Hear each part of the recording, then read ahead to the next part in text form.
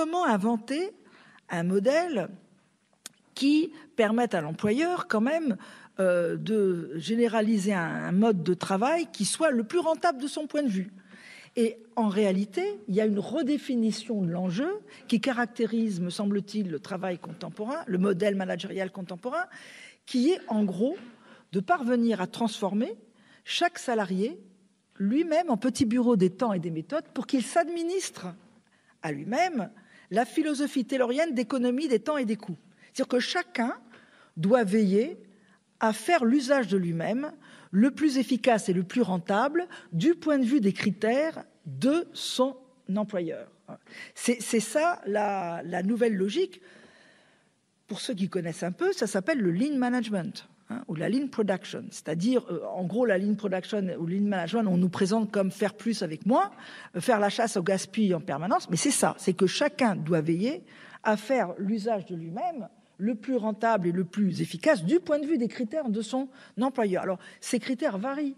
À une époque du capitalisme, c'était des critères d'ordre industriel, et maintenant, ce sont plus des critères d'ordre financier.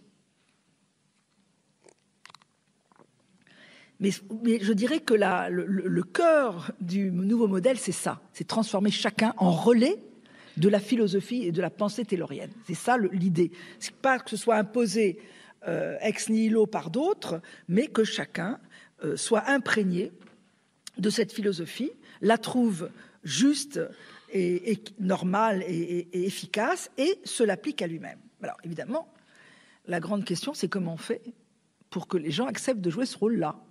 Si on n'a plus la ressource du taylorisme tel qu'il existait auparavant, et qui était, vous l'avez bien compris, une manière d'inscrire la contrainte et le contrôle au cœur même de l'organisation du travail via une définition extrêmement précise des tâches, si on n'a plus ce recours, eh bien, comment est-ce qu'on fait pour obliger les salariés à se conformer comme on veut qu'ils se conforment? C'est une question. J'espère que vous la posez.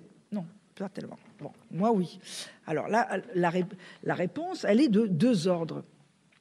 Il y a, en premier, toujours dans cette perspective que j'avais développée tout à l'heure, c'est le registre idéologique. Il faut convaincre, il faut séduire, il faut persuader les salariés que c'est la bonne, la seule et la meilleure manière de produire, de jouer ce rôle, d'être le relais de la pensée taylorienne, soi-même pour soi-même.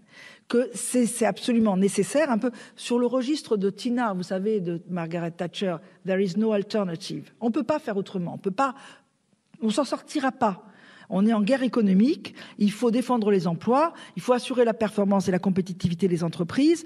On doit trouver la manière d'être le plus rentable, le plus productif, avoir la plus forte productivité possible. Donc, il faut passer par là. Mais en même temps, il faut se donner les moyens, quand on est un manager, de faire passer dans les psychés cette réalité. Alors, on a vu se mettre en place, et ça c'est le deuxième pilier, toute une série de démarches qui ont été extrêmement développées, particulièrement en France, pour créer du consensus, pour essayer de convaincre les salariés, pour essayer de les sortir de toutes ces logiques conflictuelles, de l'idée qu'il y a une divergence et une conflictualité d'intérêts.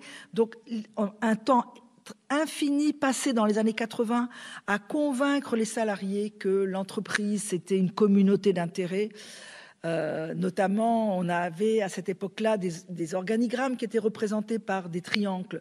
Comme vous le savez, traditionnellement, en haut, il y avait la direction, au milieu, il y avait l'encadrement, et en bas, les subordonnés.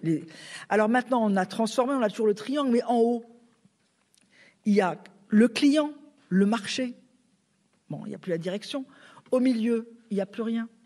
Et en bas, côte à côte, sur la même ligne, il y a la direction, l'encadrement et les subordonnés. Voilà, les collaborateurs, comme on les appelle, pour bien montrer qu'ils ont les mêmes intérêts, ils doivent collaborer ensemble, ils doivent ramer dans le même sens pour faire face aux diktats du marché et aux diktats du client.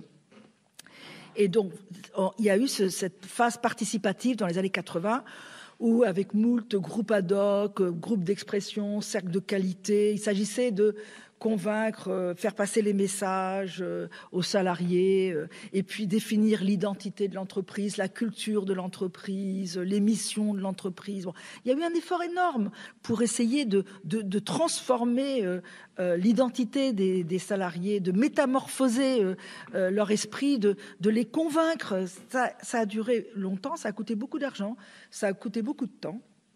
Et ça a été une première phase d'effort, de conviction. Après, il y a eu une phase qu'on a appelée éthique. Alors là, c'est très intéressant aussi, parce que les directions d'entreprise se sont arrogées le droit de définir une morale du travail, une éthique du travail.